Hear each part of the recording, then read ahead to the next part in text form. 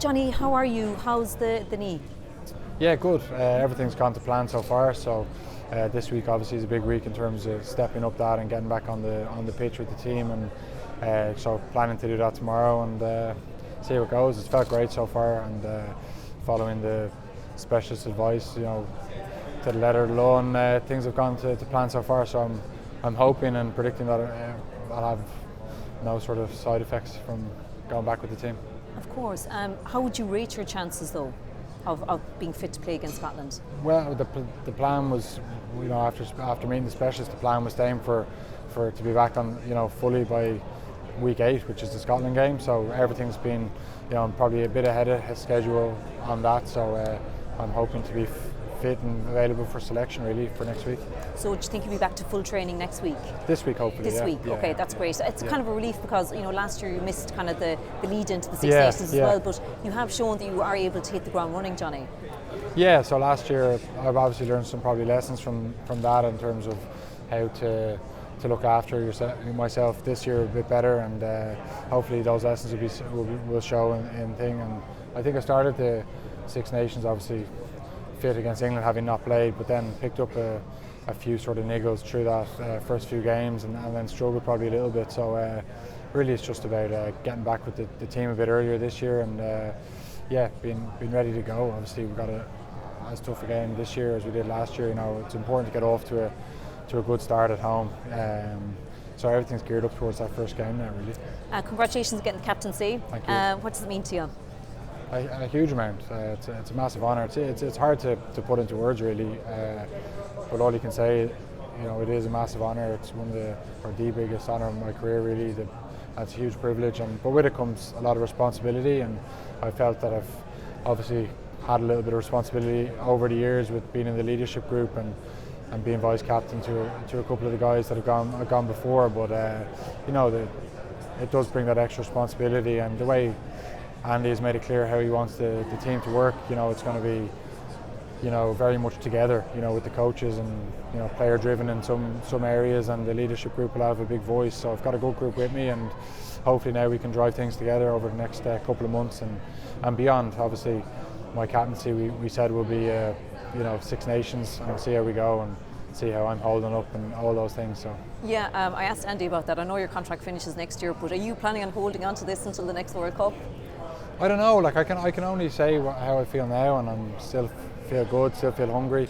Obviously, when you pick up an injury, people say, "Oh, you're not durable, you're not this, you're not that." But I was delighted with how my body felt over the last 6 months. Of course, you're going to pick up injuries. I think age-wise, though, you could be 22, 23. You see some younger guys now that can struggle sometimes to put some games together, and it's just the game that we're in. You know what I mean? And there's nothing I could have done about my knee injury. It's not because of having bad knees. It's just a rugby injury, and it's just how you bounce back. So I feel good at the moment. Obviously, see how we go for the rest of this season and start next season, and then we'll sit down and make another decision. But I'm keen to. I love my job. I don't view it as a job. I love what I do, and I obviously want to keep going for as long as I can. And there's plenty of players that have gone on to play international rugby 36, 37, but got to keep producing the goods really. Yeah, so health permitting, fitness permitting, would you like to go on until the next World Cup? Yeah, in an ideal world, but some of that is, we're, as rugby players, we know that things can finish in a day. When you're 24, 25, 26, they can be over in one training session. One injury can finish you. So in an ideal world, yes, but a lot has to happen, in terms of I've got to stay fit, I've got to keep playing well, and the coach has got to see value in me staying. So a lot has to happen for that to happen, but I would, in an ideal world, love that, yeah. Yeah, you mentioned there about the leadership group that would be more player driven. Andy mentioned that as well, that he met the leadership group yesterday. We spoke about James Ryan. So do you feel that under this era that it will be more player driven? And I suppose is that something that maybe you learned after the World Cup as well? No, we've always had the leadership group, and the leadership group has always had a strong voice, and that was the case. But we want to take a step forward in that regard. It wasn't that it was no leadership or no player involvement in the previous camp, but we just wanted to move it forward and have a bigger say. And it's important. That's not just a leadership group; it's the whole playing group. But what Andy has said is that you need to do your homework. You can't just come to meetings and throw some comments out that aren't sort of evidence-based. You got to have done some work, and then your opinion will be heard. So yeah, it's a different feel to the camp already, and that's only natural because Rory's not there and Joe's not there, and some senior guys, like guys like Rob that have been around for 10 years aren't there at the moment, and so it does have a different feel to it, but it's exciting, and you got to embrace it and try and push things forward now. Also, I suppose we see kind of, as you said, kind of the younger guys kind of coming through there, like the likes of Max Deegan, Caelan Doris. Do you think they're ready for a test start? Well, you don't know until they play, do you? All you can do is base on how they've played for the provinces in the big European games, and they've both been excellent. So I think a big thing with the previous coaches and the current coaches is form is obviously to get you here, but then it's how you perform in training, because ultimately, the level of training will hopefully be as high as international level, and but you got to get thrown in there, and we all started somewhere, and there's no reason why these guys can't step up now, but they've just got to realise it is a step up, and we all have to realise, Champions Cup is talked about as international level. It's not quite, those sort of knockout games maybe get up there towards international level, but the group stage, it's a big step up to Six Nations now.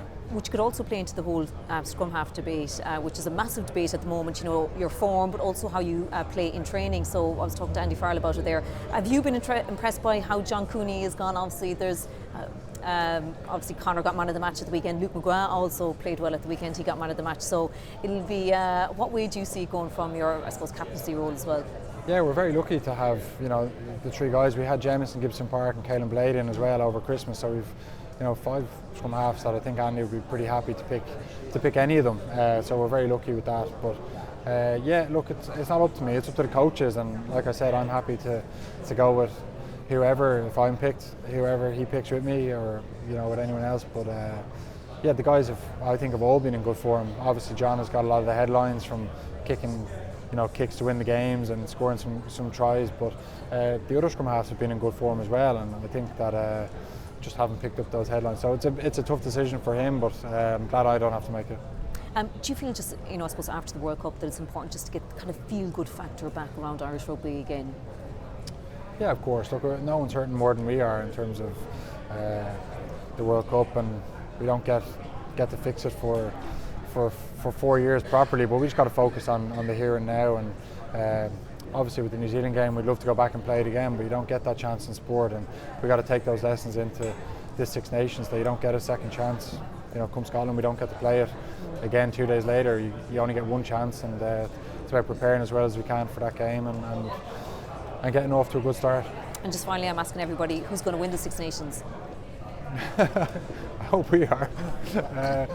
How can I answer that? I don't want to give the other teams a sort of team talk by saying us. Okay, well, Ireland then. Look, you always go into every competition wanting to win it, and it's no different. It's only a couple of years ago we won a Grand Slam. Last year we were still going for a championship despite all the doom and gloom. We were still in a championship decider in the last game, so it couldn't have been all bad. So we really hope to concentrate on that first game and get the ball rolling, really. Lovely. That's great. Nice and Thank you. Cheers.